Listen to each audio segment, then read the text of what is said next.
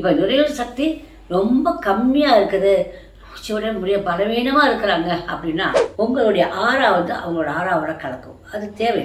ஒரு ஒரு இன்பிட்வீன் ஒன்று இருந்துச்சுன்னா உங்கள் ஆறா வந்து ஸ்பாயில் ஆகும். இது எழுதுனா போகும், அது கேட்கும்.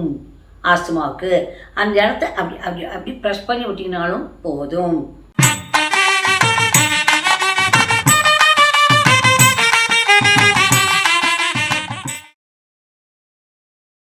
குருச்சரணம். இந்த உலக மக்கள் இதை பார்த்துட்டு இருக்க அன்பான செல்லங்கள், என் உயிர் கலந்து இன்றைக்கு குழந்தைகள் எல்லாரும் எல்லா வளங்களையும் பெற்று நல்ல உடல்நலத்தோடையும் மனநலத்தோடையும் வாழணும்னு வேண்டிக்கிறேன். இன்றைக்கி நான் ஆஸ்மா பற்றி பேச போகிறேன். இந்த ஆஸ்மா, நீங்கள் ஆஸ்மா பற்றி ரொம்ப ஆராயலாம் வேண்டாம். நான் சொல்ல சின்ன மெத்தட் டாக்டர் அவர்கள், த கிரேட் டாக்டர் அவர் சொல்கிறத நான் சொல்கிறேன், அதை செஞ்சால் போகிறோம். ஆஸ்மா வந்து என்னது? நுரையீரல் சம்மந்தப்பட்டது. அப்போ நுரையீரலில் அளவுக்கு அதிகமான சளி சேர்ந்தாலும் சரி, அது சுருங்கி இருந்தாலும் சரி, ஆஸ்மா வந்துடும். அதனால் தாக்கு பிடிக்க முடியாது. ஆஸ்மா நோயை 2 வகையாக பிரிக்கலாம். அதாவது சக்தி குறைந்த நுரையீரல், பலவீனப்பட்ட பலவீனமாக இருக்கிறது ஏன்னா அது ஒன்று. 2வது நுரையீரலுடைய சக்தி அதிகமாகி அதனால் ஏற்படும் ஆஸ்மா. 2 இருக்குது.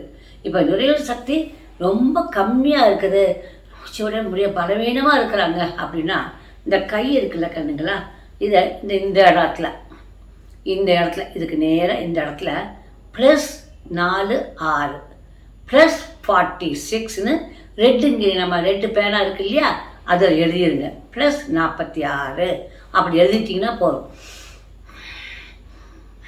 3 மூச்சு விட்டுக்கோங்க. +46 அப்படின்னு எழுதுங்க, அது போதும். புரிஞ்சிச்சா? அதுக்கு அடுத்தது நான் 2வது வகை சொன்னேன். நுரையீரலினுடைய சக்தி அதிகமாக இருக்குது, தாங்கமலே அப்படி வருவாங்க. அப்படி வர்றவங்களுக்கு இந்த இடம் இருக்கு இல்லையா, -2 கையிலையும் +46 எழுதணும் அந்த வகைக்கு. இதை வந்து -46 அப்படின்னு எழுதணும். 2 கையிலையும் -46 அதே இடத்துல எழுதணும். -46 ரெட்டிங்கில் எழுதணும். இது எழுதினா போகும், அது கேட்கும். ஆஸ்துமாவுக்கு அந்த இடத்த அப்படி அப்படி அப்படி ப்ரெஸ் பண்ணி விட்டிங்கனாலும் போதும். கொஞ்சம் நுரையீரல் வந்து ஆக்டிவேட் ஆகிரும். ஏன்னா நுரையீரல் இந்த இடத்துல இருக்குது. இந்த இடத்துல ஹார்ட் இருக்கும், இந்த இடத்துல நுரையீரல், இந்த இடத்துல நுரையீரல் இருக்கும். இந்த இடத்துல நமக்கு வயிறு பகுதி இருக்கும், இங்கே தான் கோலன், இங்கே ரெக்டம். அது உண்டு சுஜோக்கில். அது ரொம்ப ரொம்ப நல்ல பாயிண்ட்டு. இந்த 2 பாயிண்ட்டை செஞ்சு பாருங்கள். அதாவது உங்களுக்கு தெரியணும் ஆஸ்மா வந்து தாங்க முடியாமல் இருக்குதா இல்லை எந்த வகையாக இருக்குங்கிறத மட்டும் நீங்கள் பிரிச்சுக்கிட்டிங்கன்னா அது போதும். புரிஞ்சுதா? ஓகே. ஆஸ்மாவுக்கு என்னென்னா, நீங்கள் பாச் ஃப்ளவரை நிறைய யூஸ் பண்ண கற்றுக்கணும் கண்ணுங்களா. இதை யூஸ் பண்ணிட்டீங்க, இதோட பாச் ஃப்ளவர் வந்து என்னது நேச்சுரல் ரெமடிஸில் போயிடுது. அப்போ இந்த இடத்த நீங்கள் இப்படி ப்ரெஷர் கொடுத்தாலும் சரி, இந்த நம்பர் எழுதிட்டு 1 2 3 4 5 6 7 8 9 10 11 12 13 ஒரு 30 டைம்ஸ் கொடுத்துட்டிங்கன்னா அது போகும். அதோட பாச் ஃப்ளவரும் கொடுக்கலாம். ஆஸ்பென், ஒயிட் செஸ்னட், எரிம், அதுக்கப்புறம் வந்து என்னென்னா ரெஸ்க்யூ ரெமடி. இதை நீங்கள் வந்து நீங்கள் ப்ரிப்பேர் பண்ண வேண்டாம். ஆஸ்மான்னு சொல்லிவிட்டு அங்கே கேளுங்க, எலிஜினஸில் கிடச்சிரும். ஒரு அனுபவம், அது என்னுடைய அனுபவம். யாராவது வந்து நீங்கள் ரொம்ப அழகாக இருக்கீங்க சின்ன வயசில், இப்போல்லாம் நீங்கள் சொன்னீங்களா ஓகே ஓகே அப்படின்னு கேட்டு போயிடுறேன். சின்ன வயசில் you look so smart, you look so nice, you are very intelligent அப்படி இப்படின்னு சொல்லுவாங்கன்னா, I use to say to them I am not for the esteem level அப்படின்னு. அதாவது என்ன அர்த்தம்னா, நான் என்னுடைய இந்த பெருமைகளுக்கெல்லாம் வாழ்கிறதில்ல, ஐ ஆம் லிவிங் ஃபார் மை ஆக்சுவலைசேஷன். எனக்குள் நான் உணர்றதுக்காக வாழ்வேன் அப்படின்னு சொல்லுவேன். அது ஒரு சந்தர்ப்பங்கள் வாழ்கிறப்ப.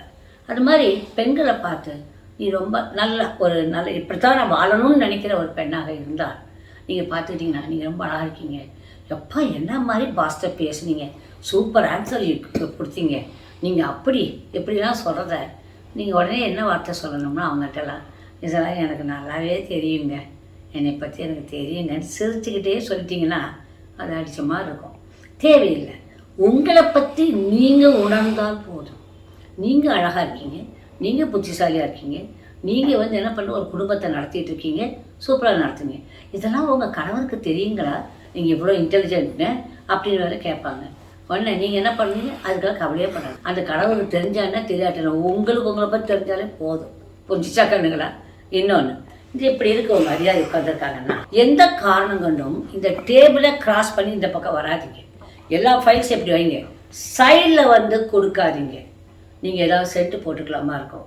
உங்களுடைய ஆறா வந்து அவங்களோட ஆறாவோட கலக்கும். அது தேவை.